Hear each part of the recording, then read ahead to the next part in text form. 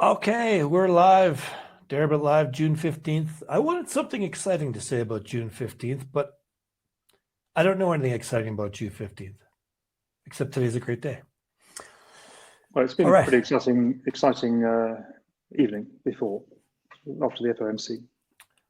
That's true, and we're going to talk about that just shortly here because the markets, as we predicted last week, because we do had all the financial numbers coming out this week in the FOMC, we figured something would shake loose, and it did a little bit. Nothing dramatic, not typical crypto fashion drama, but some people are still coming on board here. I got a little survey. I'm just going to publish it right now, or a little poll, I guess. I just want to know how familiar you guys are with covered calls, and we're going to change up the format just a slight bit. I'll explain that in a second as we wait for some more people to come on board. And we've got lots of good people here. We got Alwyn, and we got Sergio as usual, and an international audience, which is fantastic. Let's see the poll so far. We've got 71% saying yes, they are familiar with covered calls, 28% no. So that's good. Wait, where do you see the participant list? I don't see that. The attendees. Okay. That's secret access for me only, Richard. Yes, I see. John High. What a fantastic name. Gianandrea de Cesare. It just sounds like sounds like the son of a king or something. Yeah. Sergio High, Alwyn High. John from Japan, that's great. Fantastic.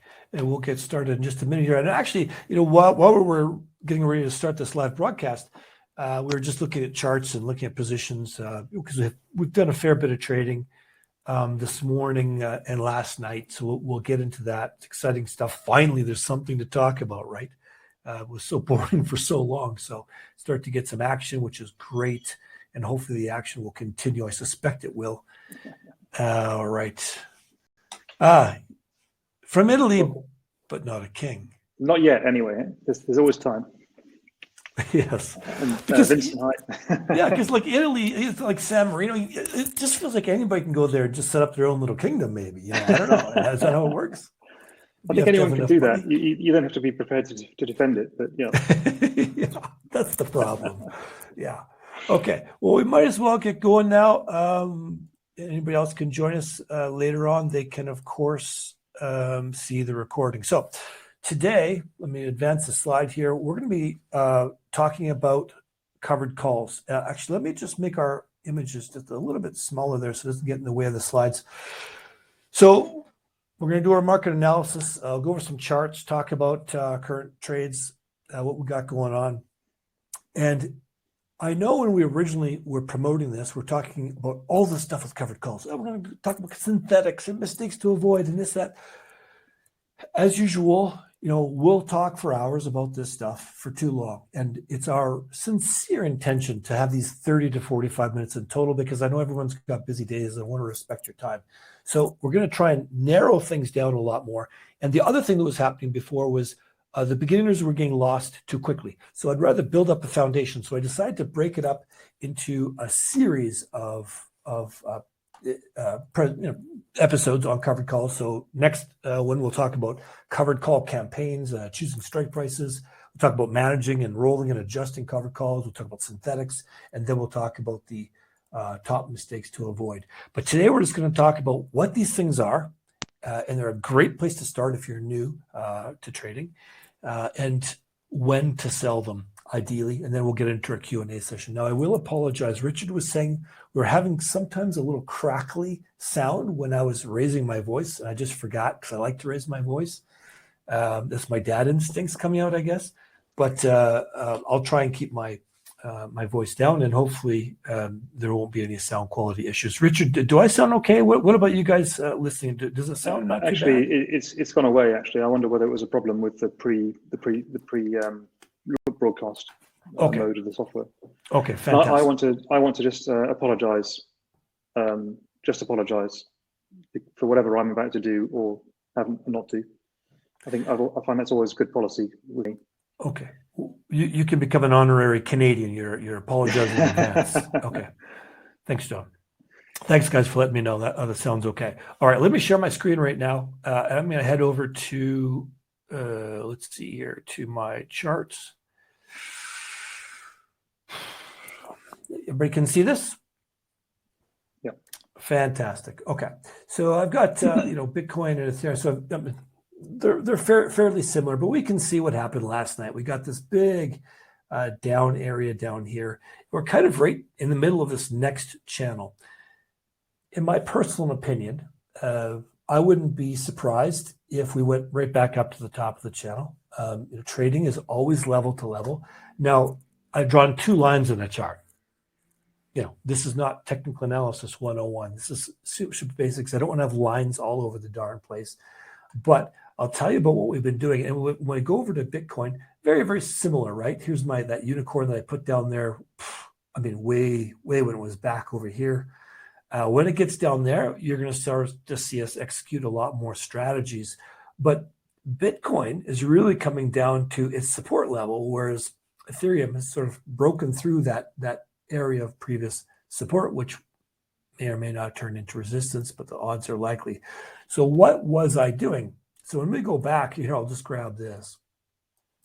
And just like I said last time, what I was doing for ages, all during sort of this area here, is I was selling low delta calls. Nothing was going on. Remember, volatility was coming down. I don't want to sell volatility. There's not much to do, right? We're just kind of sitting and waiting. I didn't feel it was going to break out to the upside unless there was some serious news. And I was buying low delta puts. Now, those have all paid off. And most of those low delta calls have all expired worthlessly, or I took them out for next to nothing. And some of those low delta puts are now starting to pay off as we're, moving down. So, but that's not all I've been doing, of course. That's what I was doing. Now, I haven't been doing that since the last 4 or 5 days. Now, what we've been doing, what I've been doing is I've been buying low IV July at the money puts, and I'm selling the weeklies, sometimes the 3 days, against the high IV low delta puts. Now, I believe, so for example, in Ethereum, I think I've got like 1650 is the highest strike. So those are a little bit underwater, by 20 or 30 bucks right now. Not a big deal. Remember, I hedge off with futures. Some of them are 1600, some are a little bit, might be a little bit lower. But I'm really liking this trade because we're in a kind of a strange environment. We're not really used to this situation in crypto. We're having this low IV. It has creeped up, of course, but that's what I've been doing right now. And and I will mention the puts I'm selling at about 5 to 1 compared to the puts I've been buying. Okay, now that's what I've been doing here, and I'm doing the same strategy in Ethereum and Bitcoin, so there's no point in me putting the same information on both charts because I'm treating them both the same right about now. IVs are fairly similar. That's what I've been doing. Richard, do you want to chat about what your strategies are right now? Yeah, so I do something different. So I trade systematically in a couple of the books I trade, and I've got a personal playbook. I just wanted to kind of show you guys this because I realized that we have just had a sell-off, and if you were short puts, you might be sort of feeling the pain right now. So let me, how do I do screen shares? And while you're doing your screen share, I'll remind everyone there's the Deribit link at the top of the chat pinned up there. If you sign up under our umbrella, you get 10% off your trading fees. So go ahead and do that if you don't have a Deribit account. Okay, so this is my one of my Bitcoin books. Okay, so here I've been short calls and I'm actually short puts. And that's when they were about 10, 15 delta. And they've all kind of just stopped at the money or just out of the money. So that's converted all of that. What expiry is that, Richard? This is tomorrow. So it's like I did a Bitcoin did like a Looney Tunes breaking sound at about 25,000, right? So These 2.3 bitcoins of 25,000 puts, they're under a little bit of stress. But actually, this is a systematic book, and actually, I've been selling perpetual futures all the way down, so I haven't actually felt the pain from this. In fact, this has put me in a very nice situation. I think my theta tomorrow is something ridiculous, like about $1,000, something stupid. Option 16th of the 16th. Yeah, 1,000 theta. Yeah. Yeah, so I'm picking up if we don't move very far, I'm picking up $1,000 in the next 20 hours. That's on a $50,000 account. Don't do this at home, kids. This is a test book. It's $50,000, which in the scheme of what I trade is not a lot. And then on the my ETH book is you see us a margin abuse up here. I've got 12 ETH, which is about $20,000 these days. And my initial margin 73%, my maintenance margin about 60. That was up to like 75 this morning. You shouldn't do that. No, but again, 30% is our golden rule, right? Yeah. But what I wanted to show you is because you guys might be in a situation where you've been selling, you were short puts, and those puts are now in the money. And if you look at this screen, you can see that 1800, I've got minus one ETH of puts, and at 1750 I've got minus 3 ETH, and at 1700 minus 1, and 1650 minus 1. And what I was doing was systematically just selling an ETH for each sort of drop in the market at about 10, 15, 20 delta. And you can see that I've sold all the way down, and in fact I think all of this is in the money, right? What's ETH at right now? It's 1635 or something. Yeah, so okay, so these bottom two are out of the money, but the rest, all these other ones are in the money. But again, I've been sort of automatically gamma hedging, which is selling perpetuals as the market drops. So what I've actually done is turned that moneyness of those options into theta, which is why I'm picking up $600 of theta tonight. And I'm kind of happy-ish with that. I think we've got the. I mean, Asia didn't react too much to the FOMC carnage in the States. Europe doesn't seem to have reacted too much. We might have like the second wave of people who wake up to see their margin call and freak out and trade in the US. But then we're going into a weekend, so I kind of think, how volatile is it going to be? And look at this 1600 put. It's at 68 vol, and this 1550 put is at 91 vol. I mean, I'll sell 60 vol all day long in the current market. I mean, we've been ranging between 35 and 40 vol. So I'm happy to sell that all day long. Yeah, and it is worth noting too. I felt that even today, even with this big drop, I was still selling some puts and buying, like selling the short day. I was selling the 3 days out, and I bought some more July at the money puts. And I was happy to do so. I thought, I'm hedging it off. I do have the long puts. I was positioned on the downside anyways. I have been for a while, slightly, I shouldn't say positioned, but biased that way. So if it went down, my equity has gone up, since that drop. I generally don't try and predict markets, but I felt we were more likely to go down than up. But I just felt that we weren't in for the proverbial earth-shattering kaboom. We might go down. We might, drop another $100 tomorrow. I don't know, possibly. But I'll hedge that off. But I kind of suspect we might just drift back up or bounce back up to the bottom of that previous range we were in first. Certainly within 2 or 3 days. And as I said, the weekend's coming up.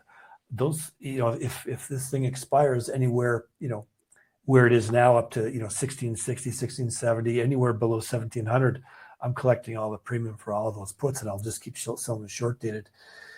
So I've been pretty happy with this. It's not an easy market to trade.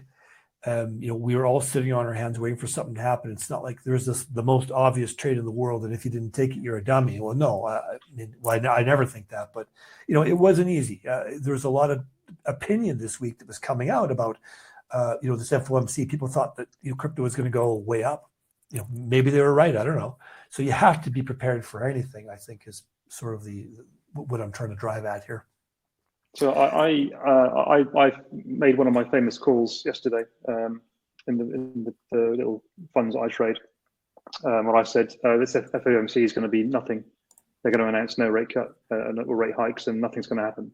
Yeah. Famous last words, right? So whatever I say, do the opposite. So I said, yeah, let's just sell 10, 20 delta calls puts, because the vol is high. There was a 20 delta skew, a 20 vol skew on it, and I thought, let's just sell that. Mm-hmm. And if we're wrong because we'll just hedge down. And lo and behold, ETH dropped, was it 6.5%, and Bitcoin dropped 3.5%.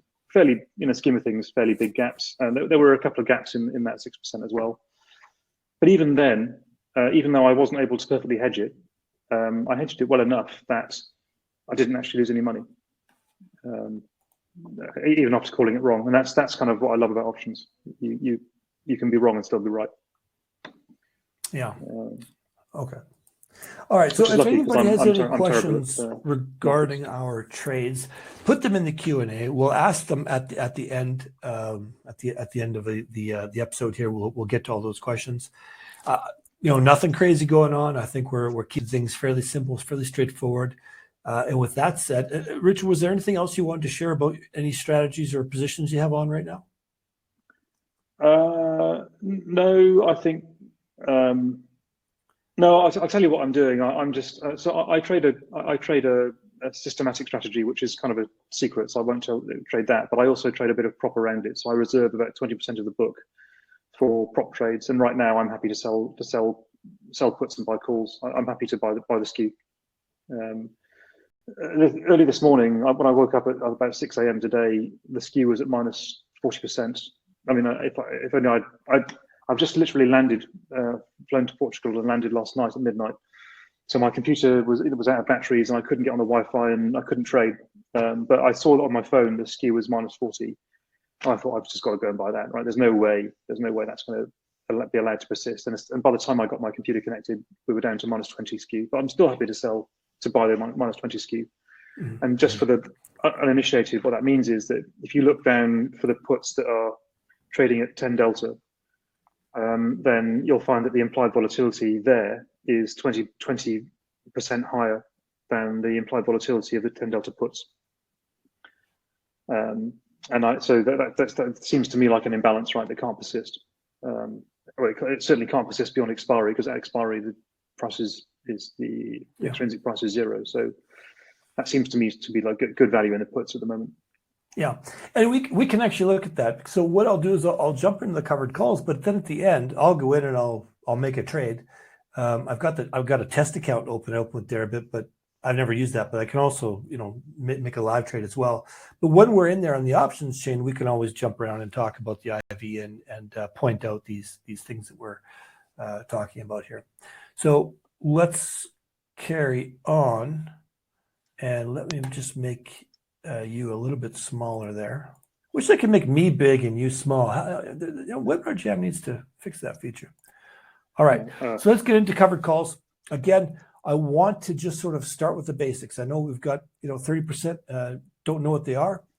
This is a fantastic place to start if you're new to options, because it's safer, easy to understand, and a good place to start. So the next 4 episodes are going to be wonderful for you. So what is a covered call? Well, it's very, very simply, you own an underlying asset.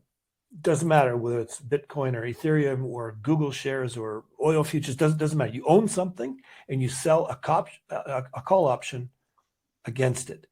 To be clear, the same product. So if I had Google and I'm selling S&P 500 calls, that's not a covered call. Okay, it's the same product.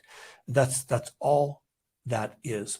So what happens is you collect a credit because you're selling a call. So you're making the asset you own kind of pay you some rent. If it's just sitting there, you may as well make it pay you some rent. Okay, you're reducing your cost basis, so it's a partial downside hedge. Okay, and I'll show you all this graphically in a second. I'll show you some risk reward charts for people who are more visual oriented.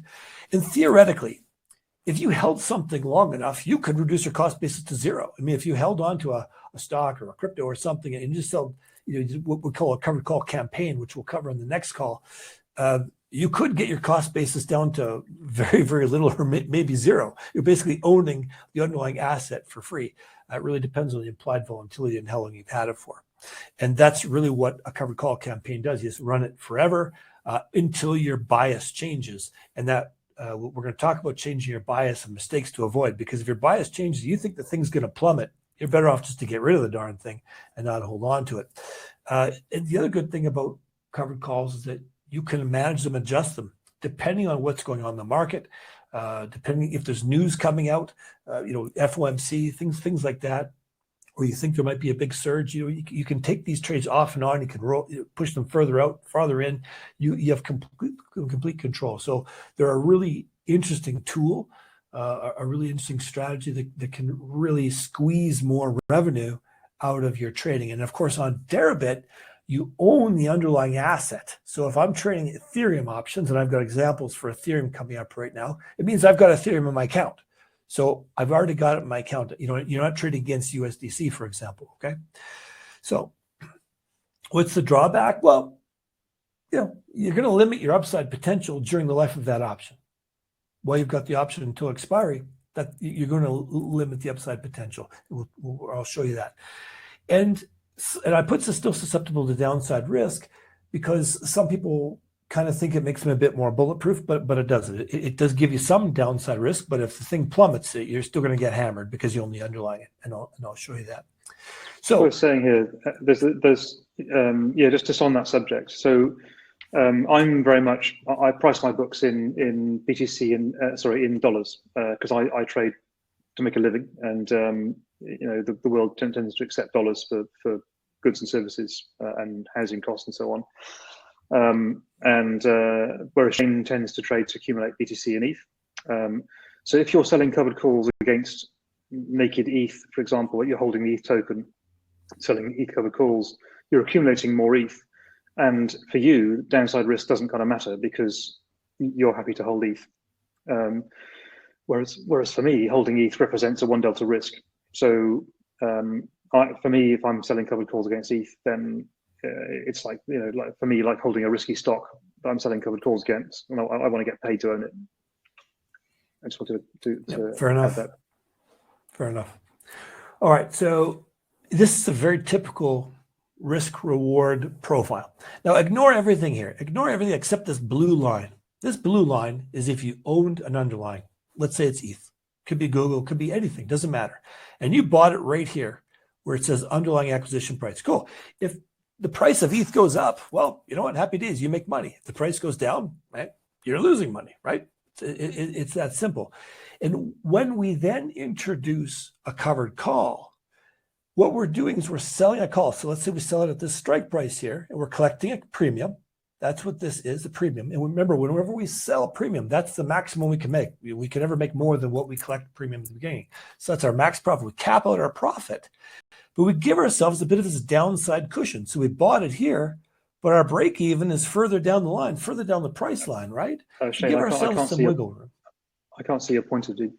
Oh my gosh, my pointer's not showing up. I'm so sorry. No, you might want to draw on the screen. I'm going to, yeah. I'll do that right now. So this is where we purchased the underlying asset, right? So here, let me make this a bit better visibility. So this is the strike price. This blue line, or this is the price of the underlying asset, the blue line. If it goes up, you're making money. If it goes down, you're losing money. Now, if we sell a call option out here at the strike price, we collect this premium. That's what this distance is here. That's cash money in our pocket. That's a dollar sign, by the way. That's a dollar sign. And what we've done is the price we bought the asset at, we move our break even a little bit lower down the price line. So we give ourselves a bit more cushion, a bit more wiggle room. And this is all a covered call is. Let me clear that off and go to the next slide. Interestingly, the risk profile is the exact same as a short put. It's the exact same. If I sell a put right now, I'm collecting premium, right? Just like I did with selling a call. We're collecting this. That's the most we're ever going to make. Maximum we're going to make is that premium. And we're giving ourselves a bit of a cushion in between the strike price and our break-even price. So we collected that money. So it can go down a little ways before we start to lose money. And of course, if it starts to really go down, we're going to lose. That's why we don't recommend selling puts naked. Now, you can only lose as far as zero. The asset can only go as low as zero, but it's going to hurt a lot. It's not infinite if you sell a call. Can I cut in there and just reiterate this? So I think this is really important because if you're selling covered calls against holding ETH, so you own the ETH token and you sell a call against it, that is exactly the same as if you owned the cash, the dollars, and sold a put, in the money put, the exact same risk profile. And so when for those of you who are not hugely experienced in options, you end up not caring whether you're holding puts or calls, because you can always convert one into the other. You either by holding different underlying, or by selling or buying perpetual futures or dated futures. I just wanted to add that as a thing we can discuss in a future episode. Thank you. Yeah, and I think that just the point here is I just want to say, hey, you're going to find as you learn more about options, actual strategies share the same risk reward profiles, or we're very, very similar. And it's quite interesting how it's just a few little pieces, but just the way you configure them together. And the reason why it's called a covered call is because if I went out and I sold a call, I didn't own the underlying, I just sold a call, and I happened to do it at this strike price. Well, I'm going to collect this premium, right? When we're selling, we collect the premium front. That's the most we can make. It gives me some cushion. If the price goes up, I'll keep making money until I hit this break-even spot, and then I can lose infinitely. Of course, price of something is never going to go to infinity, certainly not before the expiry date, but it can hurt a lot, and that's uncovered. But because I own the underlying asset, let me clear this off. Because I own the underlying asset, for every dollar that the price, so let's say the price goes against us and it goes above our strike price. Well, for every dollar it goes above the strike price, my underlying asset is going to be making $1 for every dollar the short call loses. So I hope that is relatively straightforward. I'm going to get into a practical example here. And ETH, I made up these slides just yesterday or the day before, and I've got some screenshots too. So the market's moved a little bit, but we'll do some live trading in a second.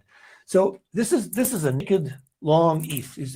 I just bought ETH. Let's say I bought it at 1,700 the other day, which it's actually realistic. And what's going to happen here? Well, the second I buy this darn thing here at 1,700, the price is going to go up or down. It's a 50-50 chance. I don't know which way it's going to go. I had my inclinations, but nobody really knows, right? So it's a 50-50 chance. And what's my risk? Well, the risk is my cost base. It's $1,700 because this thing could go to zero. I could lose $1,700. That's my entire risk with this position by owning ETH. Now, if I owned ETH, whether I bought it yesterday or I've owned it for 6 years, doesn't matter. I can make it pay the rent. And what we could do is, and so what I wanted to say is and this is obvious that our profit is unlimited because it can go to the moon, right? It can go to $3,000, $5,000, wherever, right? So they tell us, yeah. To the moon? Well, they keep telling me that ETH's going to the moon. Yeah, you keep telling yourself that. It's going to go to the moon. Please go to the moon. Yeah. So what I can do is, and I took the screenshot yesterday, and let's say I wanted to sell this is Richard's heads in the way I think there, but it's a 1,900 call. And don't worry, I'll show you this on live trading. But I'm selling a 30 delta call. Ends up being 1,900 as a strike price. And you can see there I zoomed in. It's about $42 I'd collect for that, okay? So I collect $42, all right? I sell this call right over here at $1,900. Now, this is a July call. Okay, it's got 43 days to expiration. That was yesterday when I bought it. And it's a 30 delta, minus 0.3 delta. Okay, so let me clear this off. Can you see my whole screen, Richard? Yeah, apart from the logo in the bottom right-hand corner, yeah. Okay, good. I think it was just the whiteboard was cutting some things off. So we go ahead and we decide to sell this 43 DTA days to expiry, 0.3 delta call at a strike price of $1,900. And for doing that, we're given $42, right? We sold it for $42. Well, it changes things now. Now our max profit is 242. It goes from unlimited to 242 because the price of ETH, and I'll put my thing back on, if it goes from here, from 1,700 all the way to 1,900, well, we're going to make $200, aren't we? Plus the $42 we collected in premium. Okay, so $242 is our max profit we could make here during the life of this option for the next 43 days if we held it right to expiry. Okay, and we can see we've reduced our cost here just a little bit from 1,700 down to 16,958. So we reduced our cost by about $42. Okay, and that increases our odds of profiting, and it generates a little bit of income, and it's going to potentially increase our ROI. So when we look at these numbers, if we think about having one ETH, that's a delta, and if we sell a 30 delta call, a negative 0.3 delta, it's negative because it's a short bias.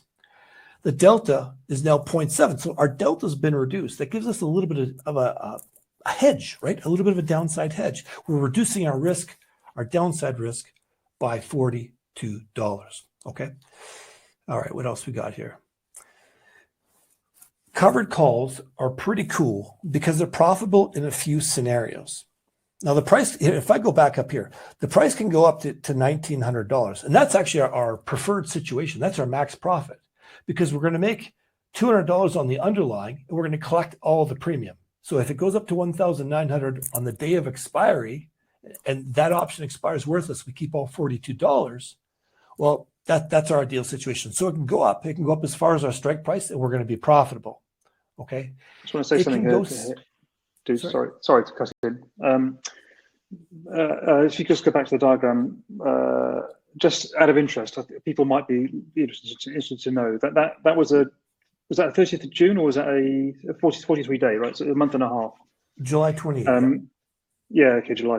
Okay, so for that option, you're receiving $42 against an asset worth $1,700, and 42 is roughly 2.5% of 1,700. So you're actually receiving. You could think of it as receiving 2.5% interest for holding that position for 43 days, which means you could do that across a year, sort of 10 times, maybe 9 times, pick up. Theoretically 25% interest on your asset, which is a pretty good rate of return. And if you can maybe avoid, some people might avoid selling them in low IV environments and sell them a bit more aggressive in higher IV environments, you can tweak that. Then you get into timing and you can be, and actually, this is very interesting because we have a covered call course coming out at the Academy, and there's a few ways you can really wring more profits out of covered calls, which we won't get into in this call. We're just trying to set the foundation here.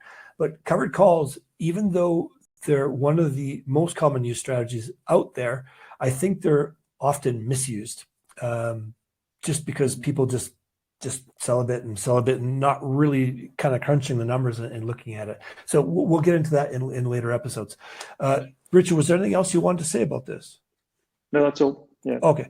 So anyways, the price can go sideways, right? The price can just bounce around here between 1,700, 1,800, whatever. It can just fart around sideways, and we're still going to make money because we're collecting that premium. And it can go down. It can go down a little bit as low as a break even. Now, in this case, we've only got $42 of break even. It doesn't give us a lot of downside. We only sold one call, and we only had one ETH in this example, but it does give us a little bit of wiggle room. But if we keep doing this, let's say we do it every 30 days or every 60 days or 45 days, whatever, that cost basis gets reduced and reduced and reduced and reduced. And next thing you know, you're 2 years down the road, and you've significantly reduced your cost basis, maybe by 20% or something. So it's definitely worthwhile to look at. So who uses covered calls or when to use them? I mean, we can see here if you're neutral to slightly bullish, okay, that max profit, as we showed, is when that underlying price goes up to the short price at expiry, but not above it. I mean, is that ever going to happen? Maybe one time out of 50, it'll maybe happen. So, we're not counting on that. We can never be that precise, but that's the real sweet spot. And ideally, and I think this generally applies to any time you're selling, is you want to sell in a high NV environment when you can. When not to use them? Well, if you're super bullish, if you think ETH is going to the moon and it's going to be, 2,500, in the next 30 days, well, I wouldn't sell a covered call. No, let's ride that up, because you're going to be limiting yourself. And of course, when if we want to talk about stocks and things, then you get, then there'll be, you'll get assigned and all those things. But we're just talking about crypto for now, and basically we're just going to lose out as soon as it goes above our strike price. We're going to start losing dollar for dollar because these are cash settled. So we want to sell. We want to use them when we're neutralists, not when we're super bullish, and not when we're super bearish either. Because if we think this thing's going to plummet, why hold on to the underlying asset? If you wanted to hedge it off, fully hedge it off by buying puts or selling futures or something, fine, go ahead. But I'd rather sell the asset in that case is buy it back cheaper. I could still speculate on the downside movement by selling futures or buying puts, but not holding the underlying asset. And ideally, just the opposite. You don't want to use it in a low IV environment when you can. But hey, a low IV environment can persist for months or years. I mean, we don't know. Maybe this is the new normal for crypto. Maybe we're going to be bouncing around in a 8 to 10% IV range for the next 6 months. I don't know. So we might as well make some money at it right now, but to make sure we're always guarded. Was there something you wanted to say there, Richard? Yeah, just on that actually, because we've been moaning about this low implied vol environment, and everyone in the market has for the last 2 months, because we got to a low of about 35% at the money vol on Bitcoin, I think, which does make it quite hard to make money for anyone, frankly.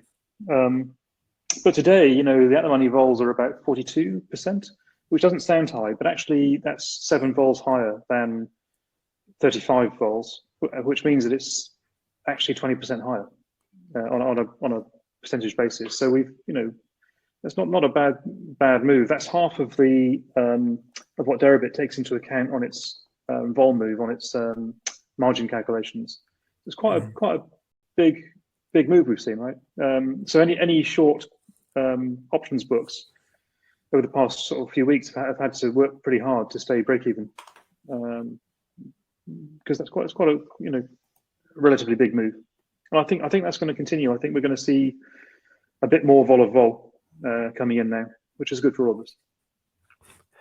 Yeah, and I'll go there in a second, but if we keep dropping, if we take some big drops, we're going to see vols increase and present some more opportunities for us, and that's kind of what I'm waiting in the wings for, and then we can really start to do some interesting strategies. But all right, so who uses covered calls? Well, I mean, everyone. It doesn't matter if you've got a little tiny book or you've got $1 million book. It doesn't matter. Anyone can use covered calls. I think it's especially good for if you do have a small book, because it's a safer strategy. You're covered. If the worst case scenario happens, well, you made a little bit of money. The underlying, got taken away, whatever. But you have a limited not limited risk, because it can still go to zero. The asset can still go down to zero, and you can lose your entire initial investment if Ethereum went to zero. But it's a nice, safer approach to start. Retail, institutional, hedge funds, everyone uses them. Let me just go back here for a sec. I'm going to share my screen. I was going to just mention about you said don't use covered calls if you think you're really bullish.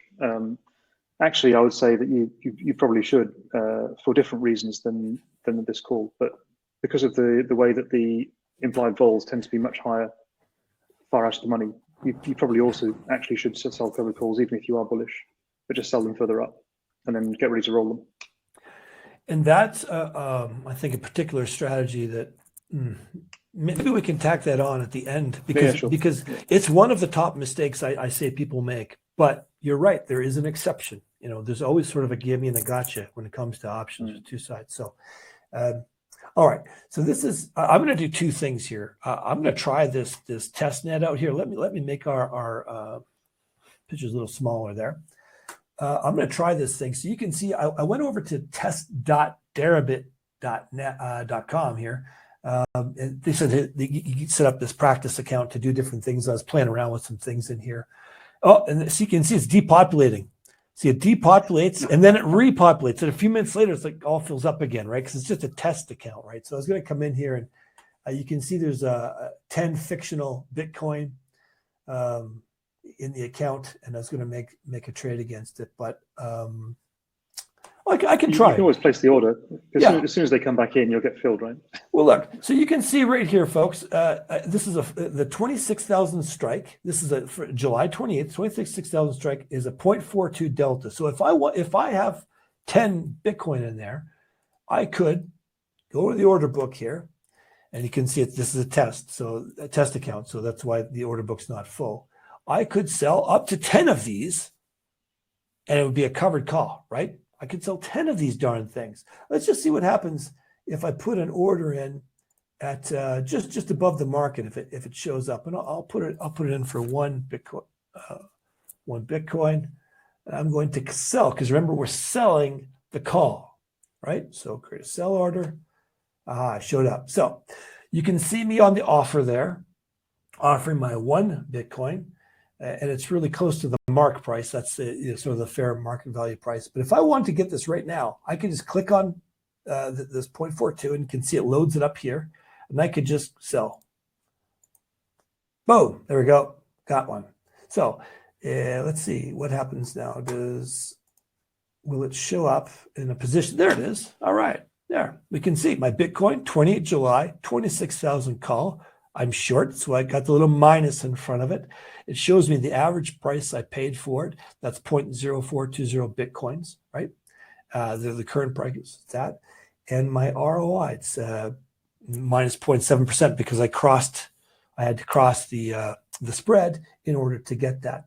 And that's just as simple as it gets. Remember, I own the underlying asset. Now I could do this. I could sell 9 more of these. If I sold 10 more of these and I had 11 contracts short with 10 Bitcoin, well, one of those contracts would be uncovered now, right? So let's say Bitcoin blows up, and goes up above 26,000. That one short contract will be problematic for me, okay? And I'll have to roll it or work it or close it or whatever I'm going to do with it. So I hope that's clear on covered calls. Very simple strategy. You can see my, and just so you know, if you're trading in Deribit, you can see your order here. It's got an X next to it. So you can click on that X and it will cancel your order right away. Anything else you want to add on this demo, Richard? I was just actually observing while you were saying that covered call you were selling was priced at 0.042 ish. Yeah, 0.04. So actually, and you're getting paid in Bitcoin. So actually, if you were to sell 10 of them, you get paid 0.42 Bitcoins. So if you sold 11, you'd actually only be short half a Bitcoin, because you'd have been paid 0.42. Yeah, that's a really good point. So, and my mind is thinking like stocks, right?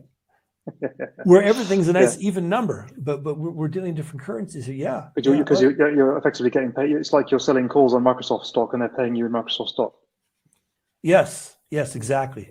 Yes. And you can see, look, all the data just disappeared again. It'll depopulate again. It'll come back and go forward. But anyways, I'd suggest if you want to fool around and do some testing, if you haven't traded live yet, open your test.deribit.com account. You can go there and practice and see how the interface works and see your position. I'd say the opposite, Shane. I'd say put $1,000 into the account and try it with $1,000 and just treat it as learning capital. Because you'll never get the same feeling like trading paper money. Because it's like playing poker for matchsticks. It doesn't feel as exciting as for money. Yeah, I think that we've both often said that you just got to start. But I think when I would recommend people hit buttons first, was just so they know what buttons to hit the first time, so they're buying instead of selling, and just little things like just being familiar with the interface. I think, but yes, there's nothing like hitting the button and seeing the numbers change in front of you, because all the theory, it's like, what's happening? You can see your delta change, you can see your theta, how much you're earning, and it's really cool to watch all those metrics in real time.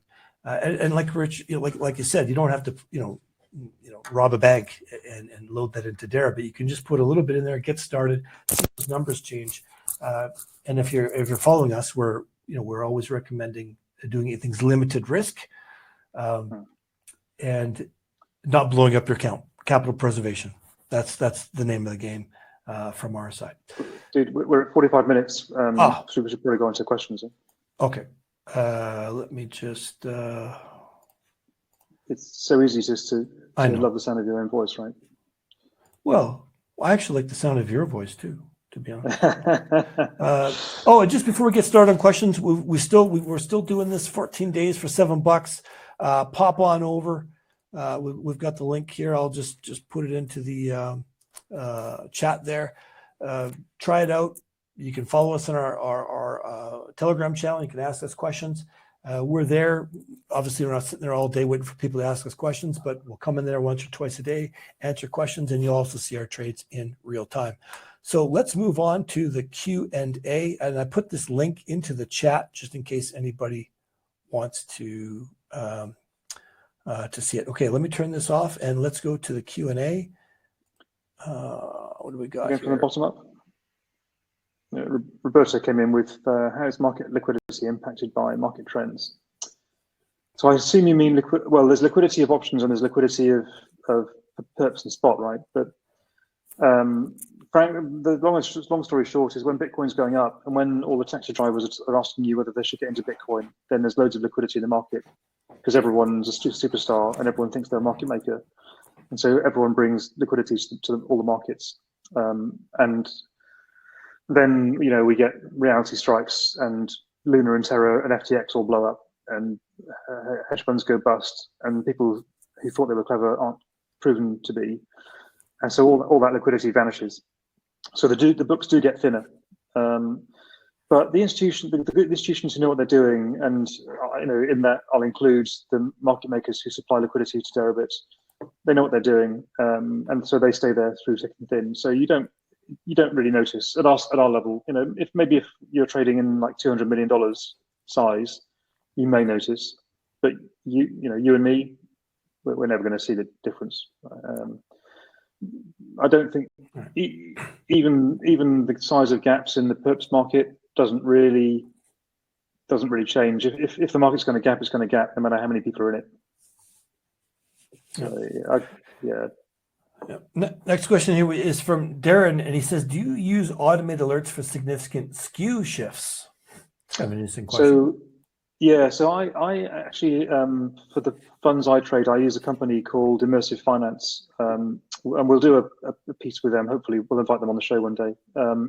So they provide analytics to institutions, and I happen to know the CEO, Will McGee. I worked for him actually at Citi many years ago. And he has produced institutional grade analytics for crypto options. Now they are geared towards institutions, and I am one. Well, I work in one. So, but you could actually write your own little Python script pretty simply, just to query the API of Deribit and pull off the implied volatilities, because they come through in the numbers from the API.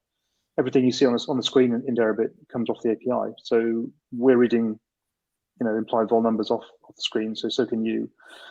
So you can just look down, find the volatility. So if you want to know the 10 delta skew, you can say, well, find the puts at 10 delta. What's the implied volatility?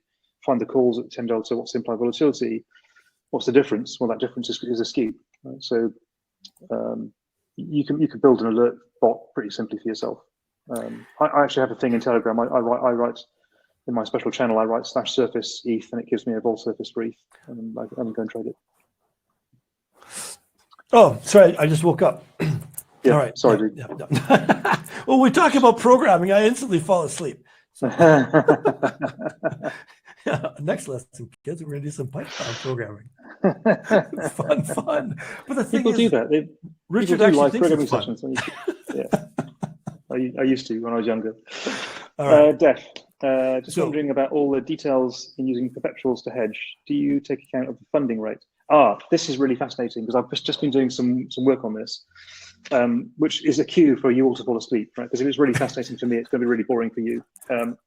So I used to worry that if I was going short perps, that if we gap down, I was going to pay funding and pay loads of it. And I thought I'd prefer to be short futures. Short futures to pick up the funding and then long perps in down moves.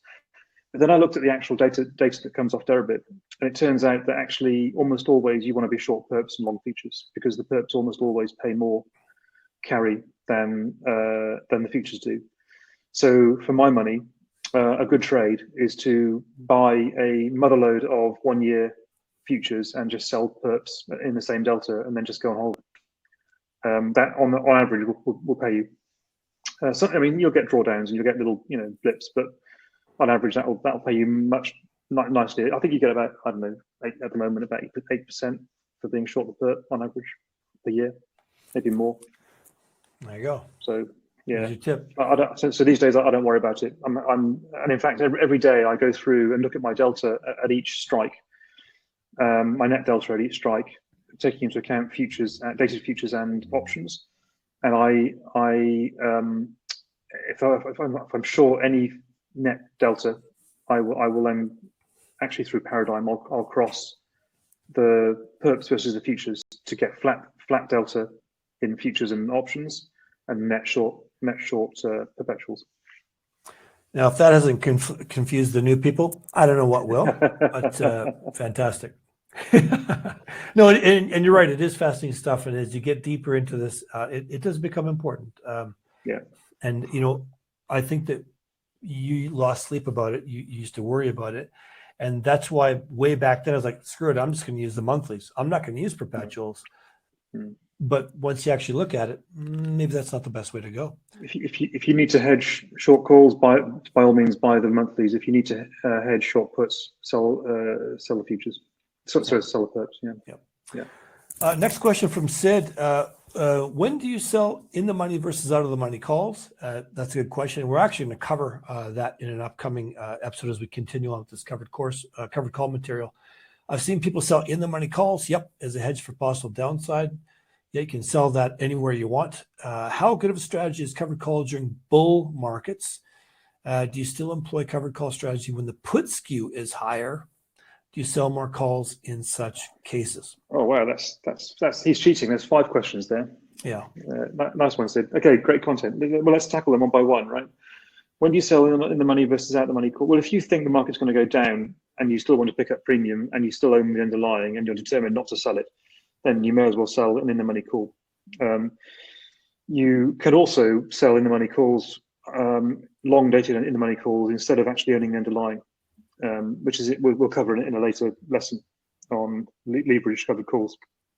So I'll leave that there. If you're selling in the money calls as a hedge for possible downside, so if you sell in the money calls while you're long the underlying, what you're actually being is long the cash and selling puts. And so if you think it's a downside risk, selling puts doesn't sound like a very clever idea. So actually that's not a great hedge out of interest. And again, we've got lessons on what could be good hedges. But it's a common sort of idea. Yeah, I'm a bit worried about the market. Maybe it's going to go down 5%, no more. So I'll sell in the money 5% in the money call. There's better ways to achieve that. How good of a strategy covered calls from the bull market in 2001? So in 2021, just selling covered calls and hoping for the best would have been a really bad idea. You'd have missed a load of upside. But selling, say, 10 or 15 delta covered calls and in 1 week or 1 day, and then rolling them when you had to, continuously rolling them up when you had to, that actually would have been quite a good trade, because as the vol increased, in that market, you win on two counts. The vol was higher for long dated contracts, and it was higher in the wings. So because the steep smile of Bitcoin and ETH. So rolling, so you sell your covered call, let's say 10, 15 delta, wait for it to get at the money. So now it's got less implied vol in it. It's got more premium, but less implied vol. And then you can roll it out to a later higher strike by buying it back and reselling it. And then you're just actually injecting more implied vol into it. So you're kind of what you're actually doing is gamma hedging and over hedging on the way up. So you're winning all ways. So you can do it if you know what you're doing. Question 3, do you still employ covered call strategy when the put skew is higher? Yeah, because the put skew is kind of always higher, really, and because of like yesterday, right? So when do you get a 6% up move in a day? Well, in 15 minutes on ETH, kind of once every year, maybe, but you're going to get that every 3 months in ETH at least on the downside. So there's always gap risk on the downside, and so unless the market's in a super bullish mental state, the skew is always going to tend to be close to negative, right? At least in the short end. At the moment, we've got a twist actually in a vol surface, so the skew's negative in the short end up to 2 months, and beyond 3 months it's positive. Make of that what you will. Do you sell more calls in such cases? If you sell more calls, then they're no longer covered calls, because some of them will be covered by the underlying and some won't. So actually, what you're just doing is selling calls and hedging with a partial hedging with the underlying, which is a valid strategy, right? There's no reason not to do that, but you need to understand that if you do go blasting through your strike, you are going to start losing money. Yeah. Next question from Gene. Isn't your P&L function of difference between realized vol and IV for covered calls? We missed the one from Marvin, but we'll come back to that. Oh, I thought we did answer that during the call. Okay. Realized vol and IV for covered calls. So he says, like the premium you collect should compensate the downside risk up to a certain amount. So taking that question literally, so what I do, where I continually gamma hedge, then yes, my P&L is kind of a function of IV minus realized.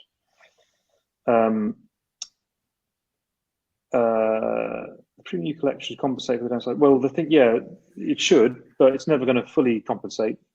You have to understand that by selling a covered call, you are effectively holding cash and selling an in-the-money put, and so it kind of implies that you're happy to hold the underlying anyway. So this strategy is right for people who are Ethereum or Bitcoin maximalists. I'm not sure whether that's a pejorative term or not, but you believe in the underlying, so you're kind of happy to hold it, but you just want to get paid a bit more to hold it, because why not get paid? If you are concerned about downside risk, then you probably shouldn't be holding the underlying, or you should be doing some more aggressive hedging. But yeah, so I think that's the wrong way to think about it. Think of the covered call premium as interest on your Ethereum or interest on your Bitcoin. Don't think of it as a hedge for downside risk. Mm-hmm. And I must admit, it is a lot easier to think about this in terms of equities. It's a lot clearer. So KDC says, so if you have one Bitcoin and you sell one call, or does the amount of the call you sell depend on the delta? So when in my example, I was selling like a 30 delta, or no, it was a 42 delta on the test net. The higher the delta, the closer to the actual market price is going to be. So if you're a little bit bullish on something, you might want to sell a 20 delta or a 15 delta. I mean, it really depends on your opinion of where that wiggle room could be. If you're kind of bearish, you might want to sell, as the question came up earlier, maybe sell an at the money or an in the money call it. But wait a minute. The specific question here, though, is: do you vary the amount of calls you sell? Do you vary the notional value of the call? And the answer is no. Right? Covered call is covered call, so you're selling one for one. That's it. Yes. Yeah. Yeah. On my test account, I just got filled on my my one call. I made 0.005 profit. That must be really nice in imaginary money land. Yes. You should see me play Monopoly. Yeah. Yeah, Rafaela, is this call recorded? Yes, indeed it is. It will be on our YouTube channel, and Deribit will be posting it as well on their channel. Darren, that's the most flattering question we've ever received. Somebody actually cares enough to want to see it again. I'm actually really touched. Thank you. Oh, no. Well, everybody needs. Not by you, by Rafaela. All right. Do you guys prefer trading these inverse option markets, P&L in coin terms, or normal linear P&L in USD? I think you talked about that at the beginning. Yeah, so this actually really bugged me when I first came across Deribit, because I it's difficult to think about things in terms of dollars and Bitcoin and automatically convert them when you first get to the market. And then actually I found that, having done it for a while, I didn't care, because you just naturally convert between the two. So I actually do trade the P&L in dollar terms on Deribit, even though the instruments are in inverse terms. And that's because whenever I chuck any ETH or Bitcoin in a Deribit account, the first thing I do is sell perpetuals to the same value. So I turn it instantly into synthetic cash. And not only is it synthetic cash, it's synthetic cash that's paying the interest at quite a good clip. So actually, if you've got spare dollars, there's actually a fairly good argument that you should just convert them into ETH and chuck them in a Deribit account and sell perps on them. You're going to get a bit more interest than putting it in a bank. This isn't investment advice, by the way. So actually, the short answer is now I don't care, because I mentally convert it anyway, and I just use computers to do the hedging for me. But yeah, if you're doing it manually and you're thinking in terms of dollars, and particularly if you're doing the usual thing of selling call spreads and put spreads and hoping it doesn't get in the money, and running it if it does, then it's much easier to think in terms of dollar terms. But I think I heard a rumor that Deribit are going to bring out the linear Yes. at some point. Yeah. So, yeah. Last week, I think they sent out a notification, or a few days ago. Yeah. Okay. Next question from John. This is actually a good question, and you're right. So even though it's covered calls, you have less Bitcoin once it goes above the strike, because yes, Shane said he denominate in BTC. So does he hedge with long futures? I don't. Well, no, I do. So I think I never just have a covered call position. Can I just say, John Smith, welcome to the rabbit hole, because this just gets deeper and deeper, right? So the way I view things is the way I've always traded for 20 years. If I'm going to sell a covered, I'm selling a covered call. I'm not going to monkey with these differences and get all technical like Richard will. It's my covered call, and here's how I'm going to manage it. But it's never that simple for me, because I've usually got 18 other things going on, and I'm always hedging some risk off. I'm not hedging like Richard does every 2 minutes. But I will hedge some risk off. But no, I treat a position, if I've got a butterfly, if I've got whatever, I treat that as a position, kind of like I would with equities or anything else. I'm not taking into account those unique differences in the crypto world. Maybe I should. But the long story short is, yes, you will have fewer Bitcoins if you get in the money. And so if you want to keep your Bitcoins constant, then obviously my advice to you would be sell your covered call fairly far out of the money at low delta. And if it gets close to being at the money, then roll it to another higher strike at a later date. And eventually it'll come right. And so you may end up for six months not actually achieving any interest payments on your Bitcoins, but who cares when your Bitcoins just doubled, right? So that's the way I'd see it. So you can't just, if you want to keep your Bitcoins constant, you can't fire and forget. You can never fire and forget with options anyway, right? You can. What I can tell you is it's quite safe if you trade sensibly to look at your options book once a day. That's a fairly safe cycle. Once a week's kind of probably okay if you're long dated. Any less than that, you should be looking. Mm-hmm. Def has a few questions here. He said, Deribit being a centralized entity, how big or small is the risk of having the account locked or frozen, etc.? I can't comment on that, except Deribit is sort of the... I've been using Deribit now since 2021. They're the big guy on the block, yeah. Yeah, they've got a reputation to preserve. It started by professional guys who worked in the traditional markets. They've got their own. They've got a living to make, but they've also got their own personal reputation, right? and no one wants to lose that if they're proper financial markets people. It's only these young sort of scammy kids that come along and start exchanges based on lies. Those darn kids. Yeah, we've got away with it too. But it is though, right? Because there's a if you get an exchange that's started by ex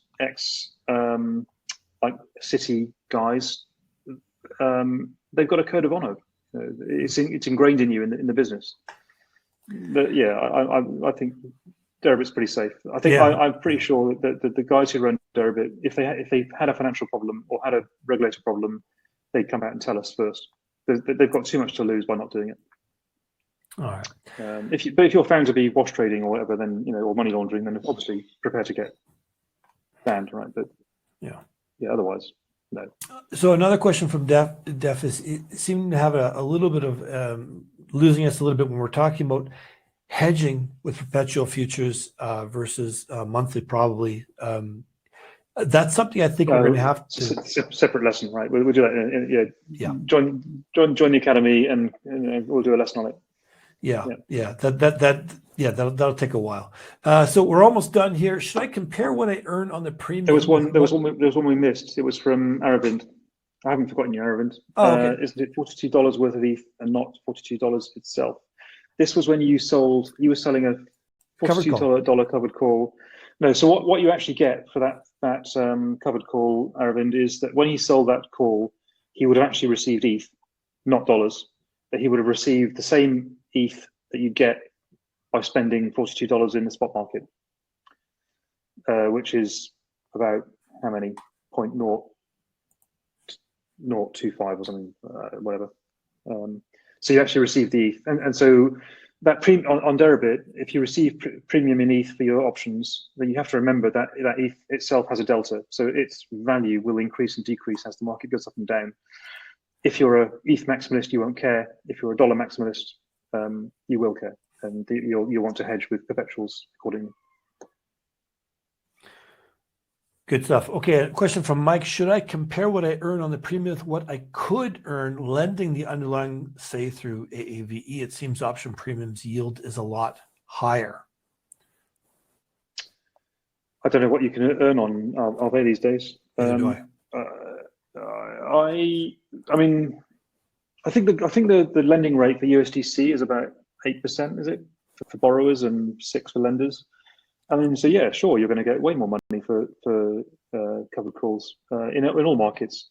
There's a reason for that. You've got to come and manage it once a week, and if you want to get risk-free income, then you're going to get what everyone gets. If you're prepared to come and do some work, then by all means you can make 20% a year for like 5 minutes work a day.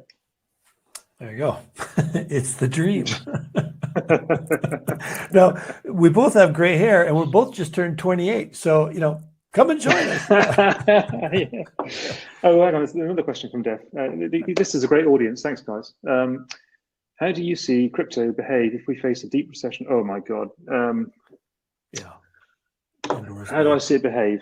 It's going to behave the same way it always behaves, right? There's going to be people who know what they're doing, and there's going to be Muppets. And the Muppets are going to pay too much and get scared and over leverage and cause liquidations, and there's going to be massive spikes up and spikes down, and it's all the same. Crypto is a really immature market, and it's full of immature people, and options gives us a chance to scavenge all of the value of that without doing too much work. But I think what he's asking is crypto going to go up or down? Well, first of all, whatever I tell you, he added a question there, Richard, for you. He said, "Will it behave like risk assets? Is there a chance it separates?" I think that's. I'm going to be really right. So there's two crowds, right? There's one crowd that says Bitcoin exists because there's spare money in the world, and you have spare money because of low interest rates, and therefore, when interest rates become normal again and people have to actually work for a living, which they haven't had to do, by the way, for about 20 years. So probably all of you guys have never actually known what hard work is, because you weren't alive before year 2000, right? Well, you weren't working. Sorry if I insult anybody. But so when that happens, if it happens, then the world is going to be a much harder place, and there's not going to be so much appetite for frivolities like alternative currency systems. So that's one argument, and I can see all the Bitcoin maximalists now seething. Right? So, and on the other side, there's this thing that says Bitcoin is the hedge against government stupidity, and I'm all for sympathizing with the idea that governments are stupid, because they are. Any collection of people is, because their interests aren't aligned with yours, right? So, but actually, what's going to happen? Who the hell knows? These things are driven by necessity at the end of the day. If we are in a stage where we actually need a alternative currency system to, say, the US dollar or the euro, then we are in trouble. The world's in trouble, and that could happen, right? So I mean, for that reason, I do hold some Bitcoin and some gold and some ETH. But do I think that world goes into recession, therefore Bitcoin goes up? I can't see it. Interesting to see myself. Yeah, but never do what I say, because I'm like the Jim Cramer of crypto, except that I've got an honest heart. I'm genuinely incompetent. I think my personal view is that Jim Cramer actually tries to flog you crap that hedge funds don't want, but that's all right, let's not go down that rabbit hole. Hey, there's two more questions here. One that came up in the chat, Sylvanius: covered call plus delta hedging, can this mix of strategy yield better returns? That's a good question. Yes. Yeah, you can. And I was actually helping one of our students with this a few weeks ago, and what happened to him is exactly what happens to them all. So they start with covered calls, and they say, I own X Bitcoin, and I value my Bitcoin, and I'm never going to lose it, so I'm just going to be really careful just selling covered calls 1-to-1. And I say, in that case, you do it, just sell 1/5 per day of your Bitcoin holding. And so if you hold, I don't know, 1 Bitcoin, sell 0.2 of a call each day, and let them rotate, and then put them in again next week. And so you're staggered. So if the market does move, you've got staggered strikes, and it's easier to deal with. And that invariably leads to, this is great, I'm making sort of 5 basis points a day a return. How can I make more? Well, then you could sell calls against your ETH in more than 1-to-1, so it wouldn't be covered calls anymore. But then you may want to reconsider, what you do when you get near the money, or and so on. And so invariably, people say, you know what, I could sell 3 calls for every Bitcoin I own, and that works for a few months. And then what happens is Bitcoin goes on a charge, and they think, well, I better buy a bit of put to hedge. And so I teach them how to do that. And then suddenly, before you know it, it's just like I was when I bought a fast motorbike, and I promised I would never go above 70 miles an hour. I found myself doing 170 miles an hour down the motorway within a week, just because it was fun. And you get into, okay, people are now actually selling volatility and hedging with perps all day long. That's how it kind of starts.